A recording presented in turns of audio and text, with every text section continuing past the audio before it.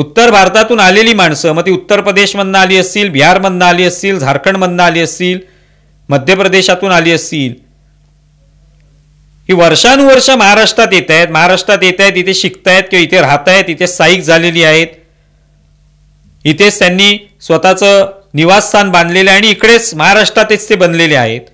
असे अनेक कुटुंब आहेत. पण त्याच्यामुळे महाराष्ट्र कधी कोणी काबीज केल्याचं कधीच वाटलं नाही किंवा दिसलं नाही.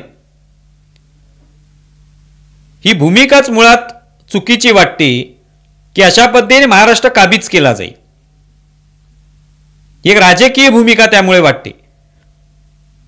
आता ही ज्या पालिकेच्या निवडणुका जवळ आलेल्या आहेत त्या अनुषंगानेच या सगळ्या भूमिका घेतल्या गेलेल्या आहेत. हे स्पष्ट दिसतं की मराठी माणसं जी आहेत ती कुठेतरी एकत्र आली पाहिजेत आपल्यासाठी, मतांसाठी, असा प्रयत्न असू शकतो याच्या मागे.